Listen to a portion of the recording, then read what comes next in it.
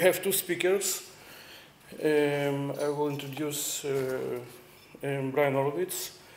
Professor Brian Horowitz grew up in Roslyn, New York. He attended New York University and the University of California, Berkeley, where he studied Slavic languages. He holds the Sisler Family Chair and is a professor of Jewish Studies at Tulane University.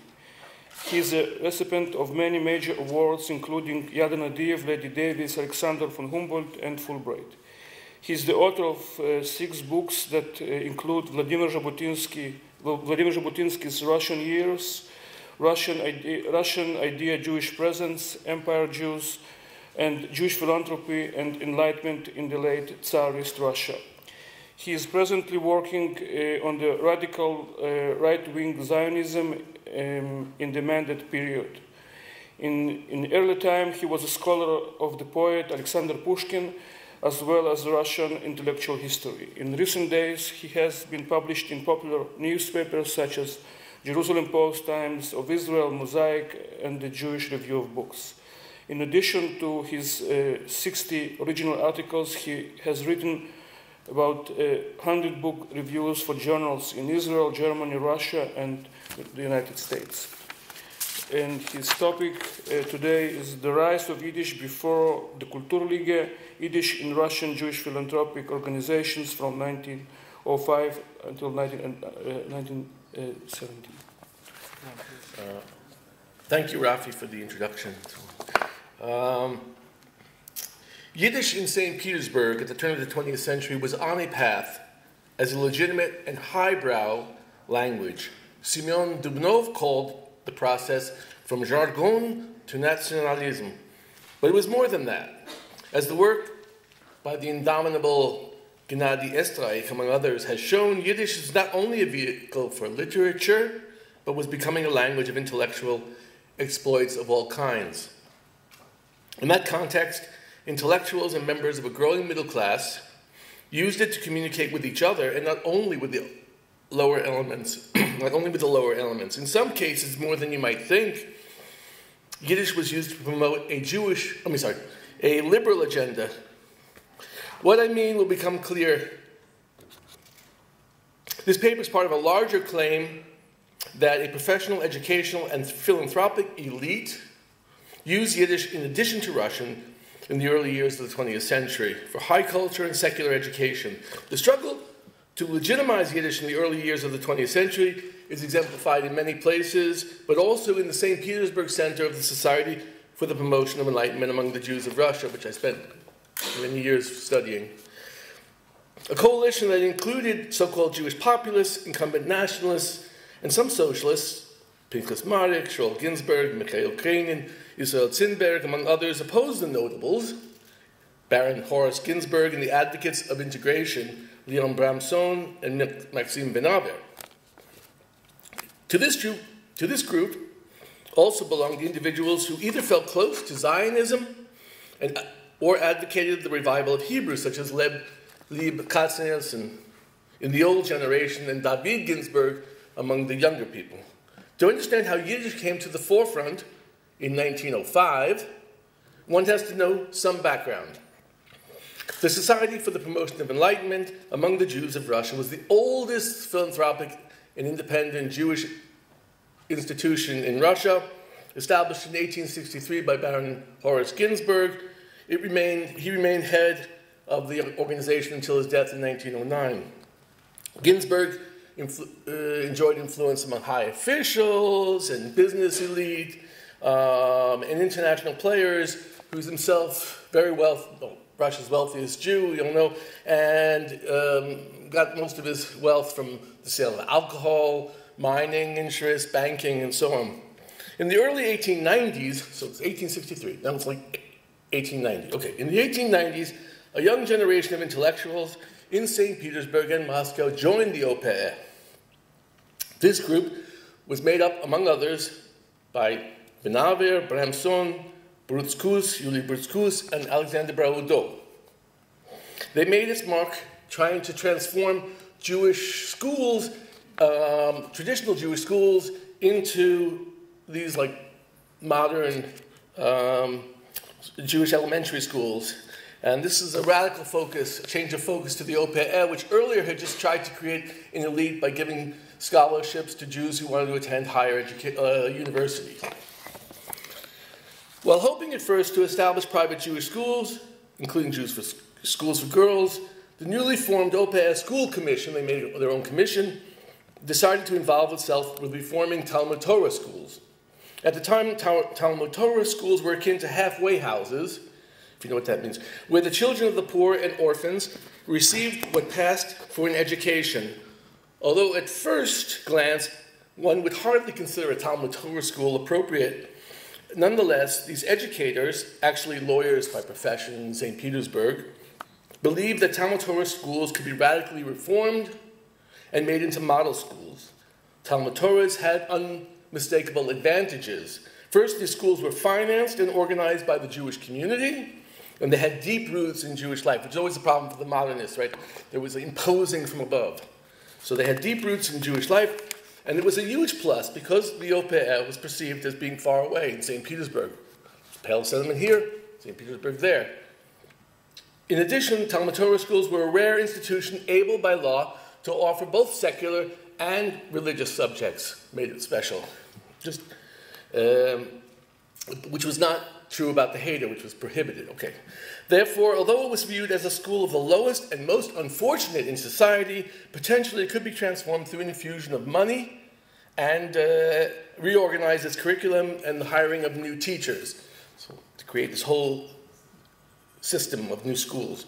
While this educational initiative in the 1890s propelled in large part by the absence of opportunities of Jews to receive secular education after the 1887 decree restricting Jews from access to Russian schools, the goal was simple. Younger leaders wanted to draw the OPR closer to the Jewish masses, and therefore gradually, and in response to failures, these leaders realized that success would not occur by imposing their values on the masses, but rather co-opting aspects of traditional Jewish life. Therefore, they accepted the introduction of biblical Hebrew, and they began to speak about Yiddish. That's how they get back here. Direct support for Yiddish, however, despite its talk about that it would be perfect for these schools, didn't gain any traction until 1906 for a variety of reasons I will describe right now. Opposition to Yiddish was still strong among the rich notables and who viewed Yiddish as a barrier to Jewish integration. At the other pole, so-called nationalists in Odessa, despite all their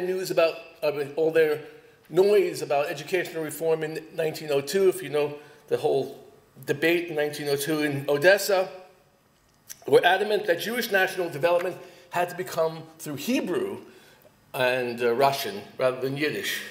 The leaders there, Ahad Ha'am, Rubnitsky, Dizengoff, Ben-Ami, Dubnov, kept their distance from Yiddish.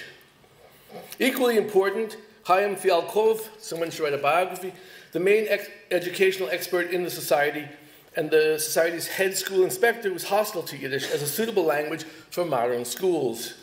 However, the clamor for change took place nonetheless. In the review commission, already 1904, that was made up of Samuel Gorevich, Miron Kreinin, and this guy S. Weisenberg, they made an acute criticism of the society, saying, life raises many essential questions of late. Everywhere one hears of self-reliance, the striving for education, desire for new paths. These things we experience now to facilitate proper work in the field of education and to direct it towards a justifiable goal. That is the reason why the society came into being. One has to acknowledge, if the society has not stood entirely on the sidelines, recently it has not fulfilled its purpose. Few initiatives have come from St. Petersburg, far from the Pale settlement. So the Review Commission strongly criticized the board's hostility to Yiddish as the main cause for this stagnation. They commented, this view is not new. We are not interested in the issues of the brochures themselves, but rather the board's policy of ignoring Yiddish. The board takes the view that the Jewish masses can speak Russian and should stop using that cacophonous and ungrammatical language as soon as possible.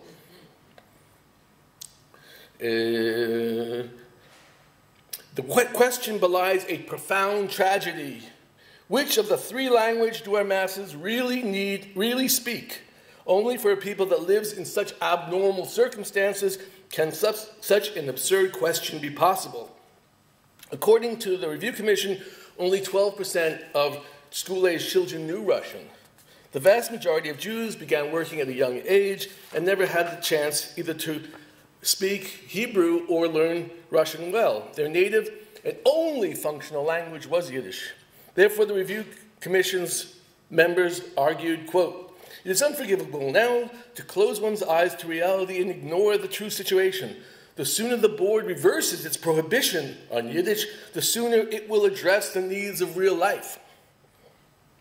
We are not speaking of the replacement of Russian or Hebrew by Yiddish, but we insist on the same respect for Yiddish together with the first two and propose holding a special meeting to make an official announcement." This official announcement was supposed to happen in 1904, but the revolution interfered. Okay, I know. There's always the revolution coming, according to Monty Python, right? Okay. In March 1905, against the will of Baron Ginsburg, the members of the Petersburg Center announced their support for the revolution, siding with the Union of Unions. The revolution had a rippling effect in the OPR branches. In Odessa, Kiev, and elsewhere, the rank and file raisingly demanded power. Class warfare was in the air. In Kiev, one member shouted, "The Kiev Society for Enlightenment is just part of a characteristic anti-democratic coalition of power, order, and force. It is obvious that the attitude has grown strongly ingrained that whoever does not have a million does not deserve to speak." We know that from our own experience, right? Okay. A special meeting on Yiddish finally took place in December 1905. The anti-Yiddish contingent tried to resist by insulting the opponents. I hope you're getting angry here. Taking the floor, the legendary Dr. Katznels and Buki Ben Yogli mocked Yiddish's supporters, arguing that Yiddish could be useful in adult education, especially for those who were unable to master Hebrew as young boys. In short, the defenders of Yiddish were inferior in social class and educational level. They needed adult education, being unable to learn Hebrew or Russian. Those in favor of Yiddish would likely have won that day, but unfortunately, the event was marred by scandal. A Dr. Tuvim, so belonging to the Hebraic group, punched out Saul Ginsburg, the editor of Der Freund, where is it here? Der Freund, and Jacob Halperin stopped the meeting, turning to the members to vote on how to punish Dr. Tuvim. So that was that. And no, this is really a living, yeah, it's great. So Yiddish was ratified as one of the, only ratified as one of the OP's official language in 1906, March 30th, even before the Chernovitz conference. Yiddish did not take on the importance that the champions had hoped, however, although Yiddish was a prerequisite to enter this new Talmud Torah teaching school in Grodno, if you know that, the teaching, yeah, so, okay. Some speakers at the OPR meetings insisted on speaking Yiddish, so symbolic value rather than taking over. The problem was that Yiddish was not essential to a modern curriculum as far as it was formulated in the OPR, where Russian dominated. However, attempts to teach Yiddish in OPR schools ran against the opposition of parents who had actually chosen such a modern education in order to escape their Yiddish background. Moreover, OPR educators were skeptical about the value of modern Yiddish literature, which they considered, quote, immature. Therefore, the reasons for Yiddish's use, like if you think about compare, in Bundes circles and among Jewish nationalists, had no parallel in the integration activities of the OPR. The situation, however, became drastically transformed in 1905, it's a wonderful story now, during World War I, when the education of Jewish refugees was turned over to the OPR by the Eke OPO, the Relief Society, Jewish Relief Society during the war. Еврейский комитет помощи жертвам войны, the clearinghouse for the distribution of monies from the Tsar's so-called Tatiana Fund. the joint and individual donations from Jewish communities in Russia and abroad. For the OPR, this meant the control over approximately 30,000 children. The situation of the refugees was dire. Many people had no food, clothing, housing, and children were bereft of schools. Moreover, many of the refugees experienced culture shock. Orthodox Jews who had lived for generations in a Jewish environment found themselves as refugees, threatened with the lack of kosher food, a synagogue, a heder, everything that gave their lives order. Although the OPR had a limited budget, the leaders understood the need to provide schools for the refugees. We believe, quote, that if Jewry's forces work together, the destructive whirlwind of war will pass over our heads without rupturing our internal life, which would occur if we were not organized. The arc of our cultural life, the Jewish school, must survive the present deluge. 20 centuries ago, the Jewish school saved our nation when it stood on Jerusalem's ruins. The school will save our present generation after the collapse of the Polish-Lithuanian Cultural Center. Some Dubnovian ideas there. The appeal was signed by the leading OPL educators, Fialkov, Strashun, Kanter, and Goisman. OPM members sympathetic to Yiddish, such as Ginsburg, Shol Ginsburg, Miron Kreinin, Israel Zinberg, designed a curriculum that contained a large selection of Jewish subjects and resembled the traditional heder in its use of Yiddish for instructional purposes.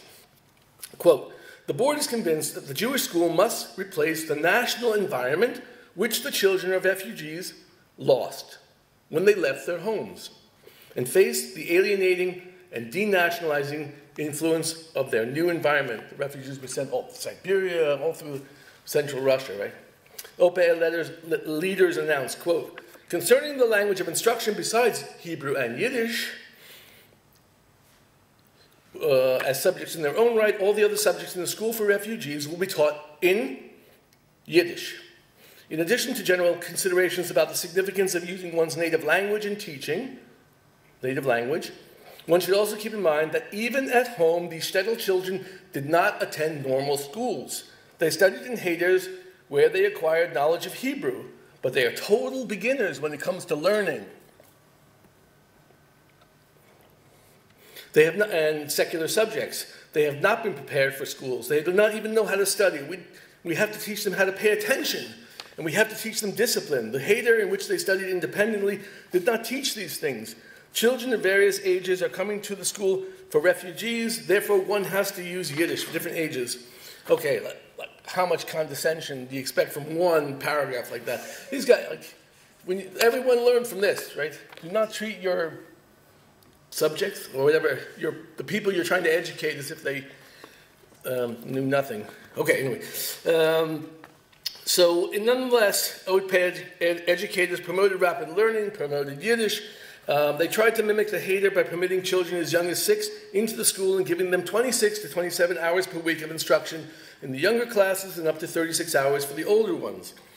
It was necessary to increase the school day, wrote one OPE educator, in order to find time for secular subjects like Hebrew, Bible, Yiddish, and Jewish history. It was proper, they said, to provide secular studies in addition to religious studies. Always the problem for these mixed schools, right? So much no time, so many subjects. The OPE faced resistance to its curriculum. This is now the opposition to the schools. And the choice of using Yiddish from 3 groups: Russians, Russianists, Zionists, and the notables. Zionists liked the idea of increased number of hours of Hebrew, but were especially angered by the decision to use Yiddish. They claimed that the refugees, traditional Jews, did not expect to find Yiddish used in a modern school, and therefore the schools amounted to a, quote, ideological experiment. An editorial in the Zionist paper, Yevreiske Zizn, expressed the anger that the Zionists felt towards the Yiddishists. They claimed used the OPE as a neutral front to impose an ideological agenda. Quote, Zionists never just introduced the old heder, quand même. The use of French sounds strange here. In Palestine and in the diaspora, they were the first to fight for the nationalization and revival of the Jewish school. But this situation is different. Using the financial and organizational support of Eka OPO and other organizations, the Yiddishists have been able to use tens of thousands of refugees for their new school instead of the traditional patriarchal Heder and against the refugees' own free will. Such moral coercion of the free will and conscience of parents is even less admissible, given that the parents are dependent on the relief committees. The Zionists consider this a return to the sad memory of Max Lilienthal, an intolerant distortion of what, in normal circumstances, might be the correct striving to rebuild our community school. Mentioning Max Lilienthal, the German teacher from Riga, who was put in charge of the ill-fated government school program in 1844, the Zionists complained that the OPR was forcing refugees to go to schools which, in normal times, they would not choose to attend. Therefore, their hostility is understandable, since they were at the same time trying to expand their network of tarbut schools, which emphasized Hebrew. Some Russian organizations also criticized the use of Yiddish because it supposedly hindered integration. Relief committees of the Volga area, for example, I thought we only have 2 people. I went a long way. I was in South Hebron Hills yesterday defending. Okay, wait. Okay, yeah, I try to go fast. Sometimes. Okay. Anyway, I will try. So they didn't like it in Tomsk, for example. They said they shouldn't use Yiddish. They should just learn. The kids need to learn Russian, right? You know. And then the Baron Ginsburg, his son now, Aaron, was a leader of Eka, not his son, I guess it's his nephew, denounced the introduction of Yiddish. He said, Yiddishists were not merely wrong, but absurd in their claim that the Jewish national ideal was embodied in a language, a claim that was all the more ridiculous when one considered the unsystematic language that they celebrated. So, like, if you have enough money, you don't like Yiddish, I guess. You know. Anyway, especially now that the Jews were scattered throughout Russia, as a result of the wartime expulsions, he says, the linguistic ghettoization promoted by the Yiddishists could cause only mistrust and enmity between Jews and Gentiles. So, nonetheless, the people in the OPM were very strongly influenced by Simeon Dubnov's about ideas of cultural nationalism, his view that the East European Jews composed a center with their own native culture. Although Dubnov favored trilingualism, his description or conception of East European center, the center, presumed Yiddish as a legitimate language. Those people who love Shimon Dubnov, he said in 1915 at an OPM meeting, sitting here I think of 2 things. 14 to 15 years ago at the meetings, the 2 groups faced off against one another, assimilators and nationalists, and I broke shovels working for national education. But now the national school is accepted by all, and the argument is only about which language to choose. Next to me at the board meeting was G.E. Weinstein, who was head of the Odessa OPR at the time of our debates, and now a member of the State Council. In these passionate speeches on the cultural issue, one could either see the people's spiritual power, or on the contrary, a narcotic, a suspension of consciousness of people who have lost their heads. I am partial to the first interpretation. So by narcotic, it's like, why are we speaking about Yiddish at the time when the whole Jewish community is collapsing, right? Other issues. Okay. In 1916, attitudes towards Yiddish in the OPR had come full circle, but acceptance was not unpragmatic, since Yiddish had become linked with the striving for Jewish nationalism and perhaps Bundism with its leftist political agenda. I think it is fair to say that the majority of the OPM members were unable to regard Yiddish with neutrality as a language like any other, capable of adoption in any and all linguistic contexts. Although perhaps it could never attain such a non-ideological position given its historical baggage, one could argue that the use of the language of Yiddish as a language of instruction in OPM modern schools was a step in the direction of Yiddish away from tradition and Bundism toward liberalism and middle-classism. So,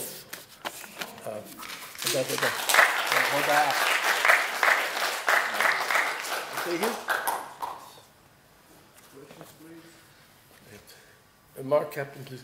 Yeah, I was thinking, perhaps impertinently, throughout this talk, which was, of course, exhilarating, about Ab Khan coming to America and very famously recounting in his memoirs that, you know, the first time he attended a socialist meeting in New York City, everything was in Russian. And this is in 1882. And he goes up to the organizers and he's like, what's this about? I'm going to a meeting of Jewish socialists and everything's in Russian. And the speaker said, well, what Jew doesn't understand Russian? He said, well, my father. And so he was tasked at the next meeting, like 2 weeks later, and this is when he's like 21 years old, with giving the first explanation of dialectical materialism in Yiddish. And that's in New York City.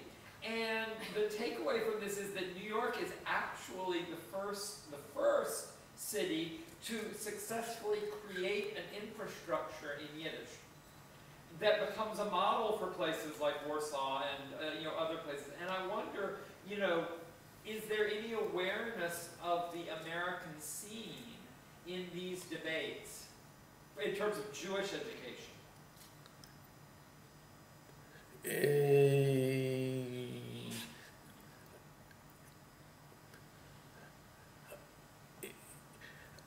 I would say not really, but it is interesting that like Zhitlovsky was hanging around, and that I found that places where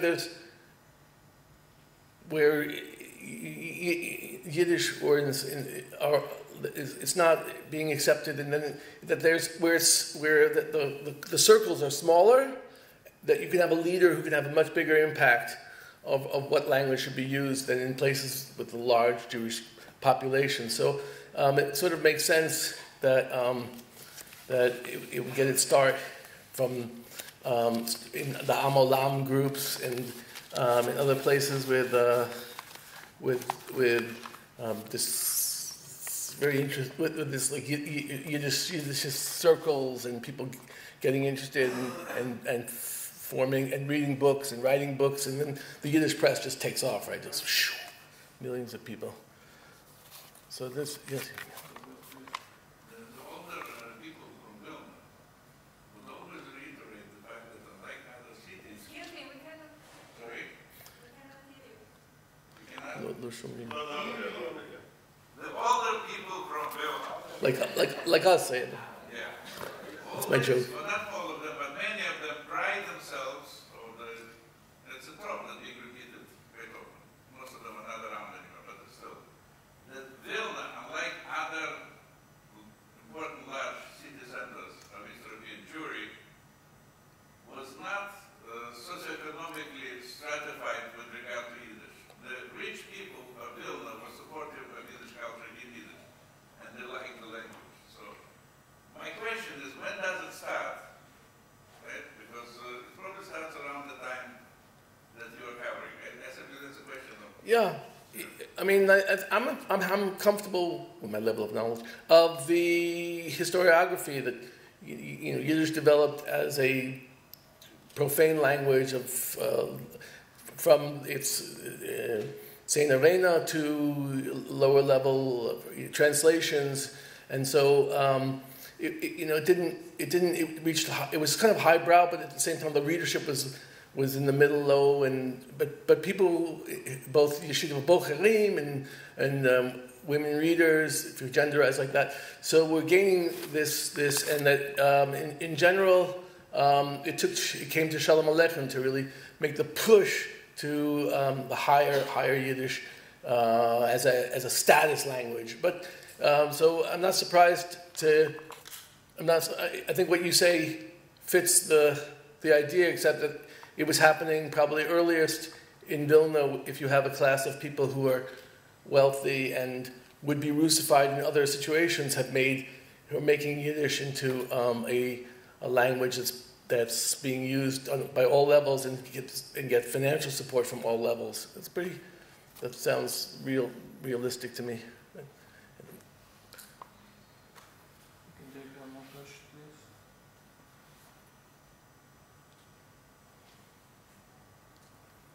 To give people a chance to take it all in. That's the problem with the early questions. All right, you're welcome.